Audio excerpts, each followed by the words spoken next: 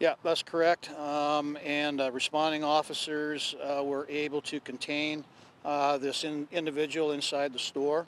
Um, Tried to negotiate, did not happen. We ended up calling our SWAT team, our hostage negotiators, and our bomb squad. Brought all our resources to bear with this. The reason why the bomb squad came is because they have robot capability, which have audio and visual abilities. And so we worked the problem as a barricaded subject. The initial information that went out was that we had an active shooter, and we did not have an active shooter. We had an individual who was barricaded in Big Bear, actively shooting. He had access to weapons. We're not sure whether he had some with him or if it was the stores, but nonetheless, throughout the evening he was shooting inside the store. And at one point in time, probably around 4:30, he presented himself to officers, and I'm not sure if he fired, but definitely pointed a weapon at them, and there was a volley of gunfire at about 4:30. No officers were hurt, and we don't know if the suspect was hit. Negotiations continued throughout the morning. We had random, intermittent gunshots from inside the store. They were of all caliber, small and large. We could tell from the sound. At one point in time, we had a high-powered rifle, we believe, that was fired at the armored car, which is called the Bear. It hit the windshield where our negotiator was sitting. We continued to negotiate, and this went on through most of the day.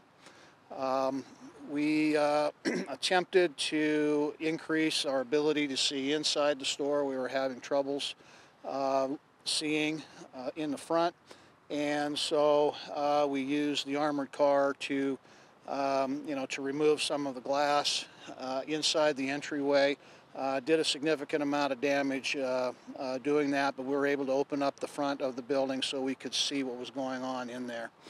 At some point in time later, again, more phone calls were going, not any meaningful discussion.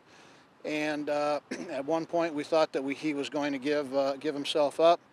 And so, probably about an hour or so ago, he exited or started to exit from the east door next to PetSmart. He showed his hands initially, retreated into the building, and then the next thing we saw was a rifle barrel that was pointed in the direction of officers.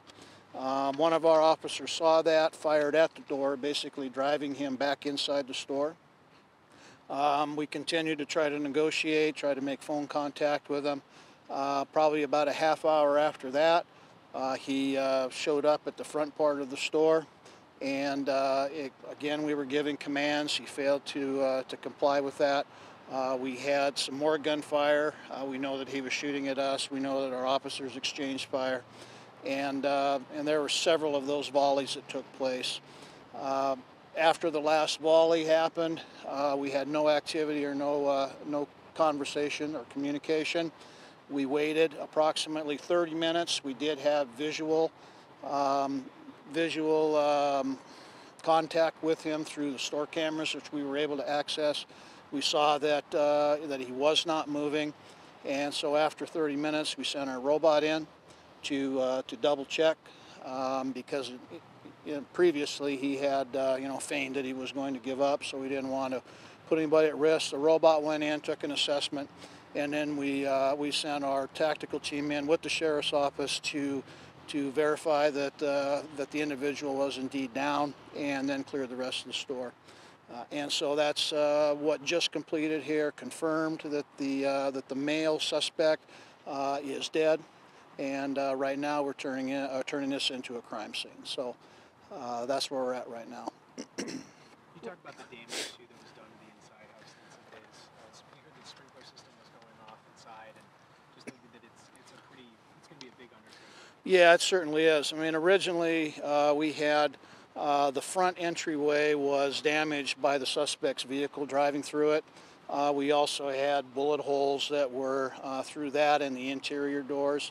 And when we tried to remove some of the glass and some of the doorways so we could see in, but that caused some additional damage to, it wasn't a sprinkler that went off, it was a water line. And we did hit a gas line. So we got those shut off, and we're getting those things cleared up. But we do have water in the building. We've been in touch throughout the night with the owners and managers of Big Bear, and they've been very, very gracious and supportive of what we're doing. I'm just heartbroken at what has happened to their business, and that one individual can cause this sort of mayhem. But we tried and tried and tried to resolve this peacefully, and it didn't. So right now, we obviously are very, very early stages, finding out just exactly what was going on in this person's mind, what he was doing previously. We know that he came from Walmart and had tried to do something there. All I'd heard that he was run off from Walmart and came over here directly. Certainly, we have officers who are involved in shootings. I believe we have a total of 7 throughout the night. You heard several volleys, so we need to handle officer-involved shooting protocol with that. And then, of course, we have a crime scene here that we're going to deal with. So our detectives are going to be working through the entire store. I have no idea what our suspect did while he was in the store. Don't know what damage, if any. Obviously he had access to weapons and he used them, so he may have spent some time back in the gun section. These are all things that are going to come out in the investigations. But I will tell you that it's very, very unfortunate what happened to the business. But our officers did a wonderful job here throughout tonight. The professionalism, their expertise on what they did was outstanding. And further, the support from the sheriff's office. They were here to help us, and I had phone calls from all of our federal partners ready to come and help if needed. At the end of the day, it's unfortunate what happened to this wonderful business and these people. We tried to resolve it and it didn't happen. So we'll investigate and try to find some answers on why and move forward. Do you have any idea on the suspect's identity? We do know who he is. We had him positively identified early. Obviously, we won't be giving that name out until a little bit later. We were using, that knowledge to try to, gain some leverage personality-wise to see what we could do to apply some sort of pressure or whatnot to have him give up.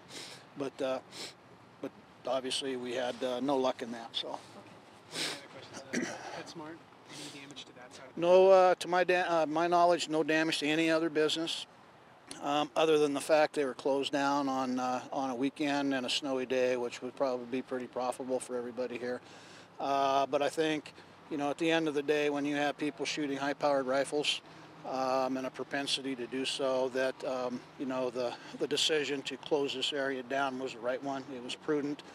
You see that we had garbage trucks lining the front of Big Bear to prevent any rounds from going over across King Avenue.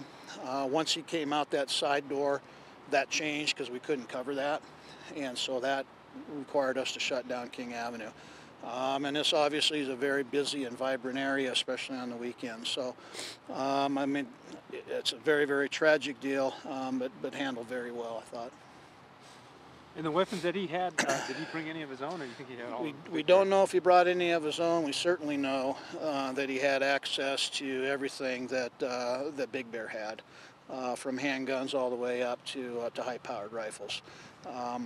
So that poses a problem for us, not only for our officers operating in close, but if fire out the door and it goes across King Avenue, you don't know where that round's going to go. So the availability was a problem for us. And you're in a facility that's, somebody could stay there for a very, very long time. Food, clothing, ammunition. It was a very, very difficult situation for our officers to deal with. They did a nice job with it. Who initially called this in? I don't know. Maybe it was an alarm or somebody saw it or whatnot. I don't have that information. But we were here pretty quickly because he was still inside when we got here. So.